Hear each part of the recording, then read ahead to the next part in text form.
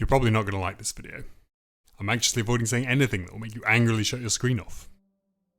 It's everyone's favourite topic, Brexit. The 2016 vote was won on a high turnout, but by a narrow margin.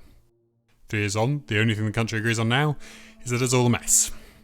But how do we get here? And how do we get out? This is your 5-minute focal point. It's a lot at stake, but for many there's no seeing the other side's point of view. Too often it's you lost, get over it, or Leave voters didn't know what they were voting for. Not particularly effective for building consensus for what comes next. And there are different options for Brexit, particularly relating to immigration, free trade and the Irish border, the latter being why Theresa May's deal failed so spectacularly. Compromise looks less and less likely, and now we appear to be getting closer to no deal or no Brexit at all. So why have people resisted meeting in the middle? To examine this, we need to explore how we think, reaching for concepts explained in Daniel Kahneman's book, Thinking Fast and Slow. In the book, he explains 2 key concepts. Firstly, people have 2 separate systems of thinking. System 1 is quick, subconscious and instinctive, often driven by underlying emotions. System 2 is slow, considered and deliberate thought. To demonstrate this, try answering the following question in less than 5 seconds. If a bat and a ball cost $1.10 together, and the bat costs $1 more than the ball, how much does the ball cost? If you said 10 cents, that's system 1 at work. Think a little longer, and you'll see why that's not quite right.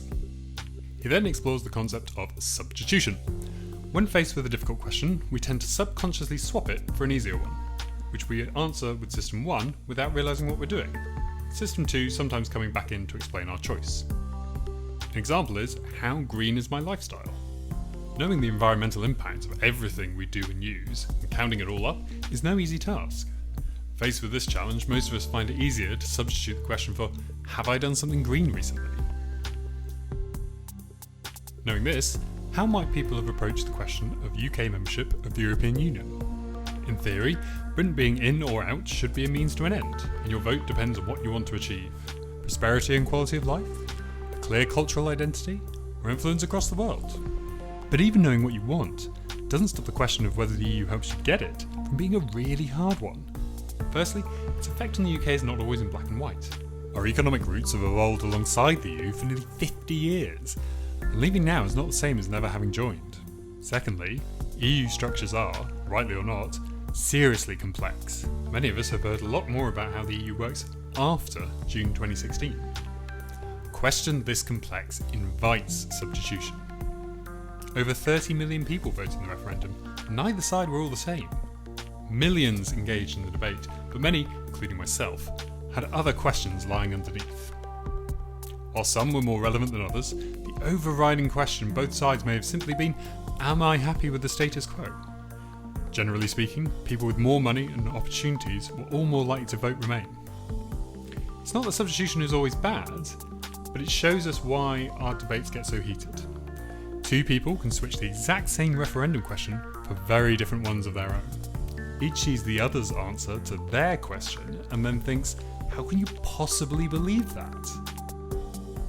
Now that the March deadline is passed without us leaving, Remain voters are increasingly scared that their worst case, no deal scenario will be realised, while Leave voters are still wary of Brexit being stolen away from them. However this ends, it won't help people come together afterwards. But what can we do about it? The challenge is that people, using System 1, instinctively split themselves and others into tribes, in this case Leave or Remain, and we tend to only really listen to those who we see as the same as us. System 1 kicks in before System 2 even has a chance to listen. The key is to get around this instinct before making our arguments. We can do this by avoiding the temptation to tell our opponents they're wrong. Instead, we can try to really understand why they voted how they did, and what question they were really answering, even if they refuse to do so with us. It also helps if we start in good faith that people voted for what they thought was best, based on their experiences and the information in front of them. We can then show others that we understand, respect and sympathise with what motivates them, whether it's an unfair status quo or a fear of disruption. We need to think about ourselves as well. Was the only question you answered the one on the ballot paper? If you can use this to find where your worldviews overlap, they might feel you're not so different after all.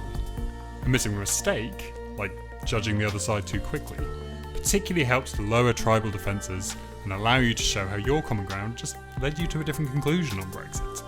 This isn't going to suddenly persuade everyone, but we can understand where our opponents are coming from, We might even find that we agree on more than we thought. If we can figure that out, then maybe our politicians can reach a solution both sides can live with. But then again, maybe I'm asking the wrong question. Thanks so much for watching. If you enjoyed that, remember to like, share, comment and subscribe to help me make some more. Till next time.